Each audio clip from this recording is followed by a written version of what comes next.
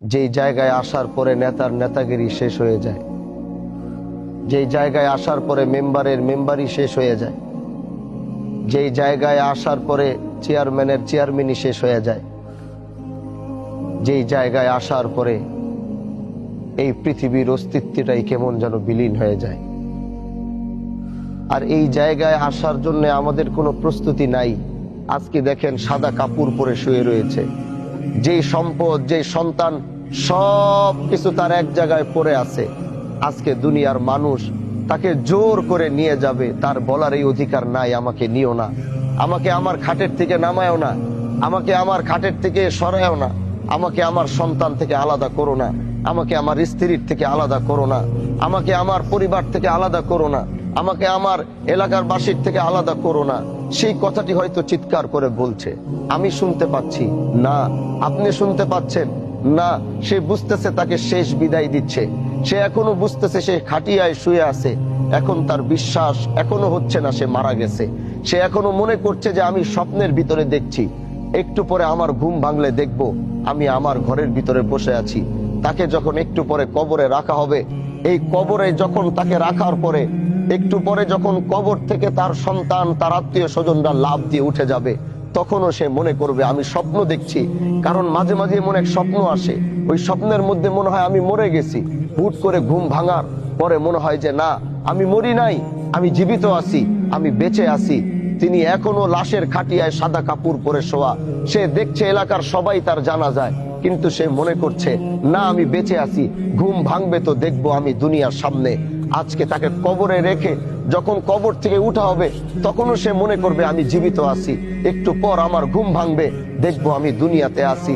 একটু পর ওই কবরের ভিতরে বাঁশ কাটা হয়েছে, বাঁশগুলো ওখানে রেডি, ওখানে হোগলার পাতা রাখা হয়েছে, হোগলা রাখা হয়েছে। একটু পরে বাঁশগুলো লাগানো শুরু করবে। পৃথিবীর আলোটা কেমন যেন আস্তে আস্তে অন্ধকার হওয়া শুরু হবে, পৃথিবীর আলোটা অন্ধকার হবে। সে দেখছে যে তার কবরটা কেমন যেন, পৃথিবীর আলোটা কেমন যেন বিদায় নিচ্ছে, কবরটা কেমন যেন অন্ধকার হয়ে যাচ্ছে। তখনও সে মনে করবে না, আমি জীবিত আছি, একটু পর ঘুম ভাঙবে, দেখবো আমি দুনিয়াতে বেঁচে আছি। এরপরে ওই বাঁশের কুঞ্চি ফাঁকা দিয়ে একটু একটু করে আলো কবরে যাবে। দুনিয়ার মানুষ এতই নিষ্ঠুর, ওই আলোটুকু তার কবরে না যেতে যেন পারে, এজন্য উপরে কেউ কলা পাতা দিবে, না হয় কেউ হোগলা দিবে। কবরটা তখনও একটু একটু দুনিয়ার বাতাস পায়। কার কিছুক্ষণ পরেই কিছু মানুষ হাতের ভিতরে মাটি নিবে, তার সন্তান, তার আত্মীয়, তার রক্ত হাতের ভিতরে মাটি নিবে, এমন এক জায়গায় মাটি চাপা দেওয়ার জন্য এই পৃথিবী শেষ হয়ে গেল, তাকে আর কোনোদিন সেখানে পাওয়া যাবে না। অথচ সেই সন্তান, সেই পরিবারের জন্য সে কতটুকু করেছে, সেই এলাকার মানুষের জন্য কতটুকু করেছে। আজকে সবাই তাকে এমন জায়গায় যেতে বাধ্য করছে, হাতের ভিতরে মাটি নিয়ে বলবে মিনহা খলাকনাকুম ওয়া ফিহা নুঈদুকুম ওয়া মিনহা নুখরিজুকুম তারাতান উখরা। মাটিটা ফেলবে, তারপরে কিছু মানুষ এই কবরটাকে সুন্দর করে সাজাবে। একটু পর সন্তান সন্তানের দিকে হাঁটবে, আত্মীয় স্বজন আত্মীয় স্বজনের দিকে হাঁটবে। একটু পরে গোরস্থানটা খালি হবে, তখনই কিছু ফেরেশতা আসবে তার কবরে। তিনি ঘুম থেকে তখন জাগবে, জেগে তিনি বসবে। তার ঘুমটা তখন ভাঙার পরে সে বুঝতে পারবে না, আমি তো সত্যি মারা গেছি, আমি তো সত্যি ইন্তেকাল করছি। কবর থেকে চিৎকার দিবে, তার এই আওয়াজ পৃথিবীর কেউ শুনবে না, কেউ বুঝবে না।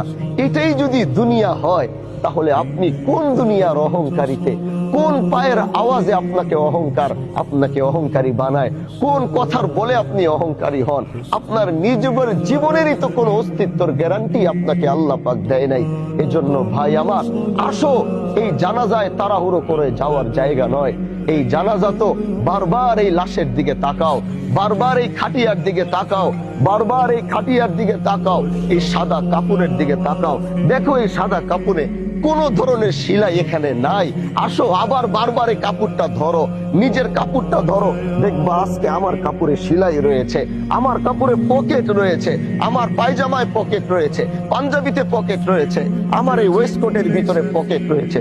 আসো তোমাদেরকে দেখাই, আজ যিনি কবরের দিকে রওনা হয়েছে সে কি নিতে পারছে এখান থেকে। দেখো, একটা সাদা কাপড় নিয়েছে, কিন্তু সেই সাদা কাপড়টারও কোনো রং ঢং নাই, কোনো আকার ধরন নাই, কোনো কালারিং নাই। দেখতে সুন্দর লাগবে, রং হবে, দেখতে ভালো লাগবে না, একটা স্লিম সাদা কাপড়। চলে যাইতেছে এখান থেকে। আসো আসো যুবক, এখান থেকে শিক্ষা নিয়ে যাও। আসেন সাদা দাড়িওয়ালা মুরব্বী চাচারা, একবার এই লাশের দিকে তাকান, বারবার তাকান, বারবার একটু দেখেন এই জায়গায়। এখানে যে আপনি আসবেন না, এটার গ্যারান্টি আপনাকে কে দিয়েছে? উনাকে কবর দিতে দিতে আরেকজন যে এখানে আসবে না, এটার গ্যারান্টি তো নাই। এজন্য মৃত্যু এমন এক জিনিস যেটার থাবায় পৃথিবীর অস্তিত্ব হিলে যায়। এজন্য ভাই আমার, যত বড় হও, যত বড় নেতা হও, যত বড় ব্যবসায়ী হও, যত বড় ব্যক্তিত্ব হও, মৃত্যু থাবা থেকে নবীরা বাঁচতে পারে নাই, তুমি আমি সলিমুল্লাহ কোনোদিন বাঁচতে পারবো না। এজন্য প্রতিটা জানাজা থেকে মৃত্যুর প্রস্তুতি নিয়ে তারপরে বাড়িতে যাও। প্রতিটা জানাজা থেকে কবরে যাওয়ার প্রস্তুতি নিয়ে তারপরে বাড়িতে যাও। আল্লাহ যেন আমাদেরকে এই মৃত্যুর প্রস্তুতি নিয়ে যেন কবরে যাওয়ার তৌফিক দান করে। ভাই আমার, মনটা নরম করে ফেলেন, দিলটা নরম করেন।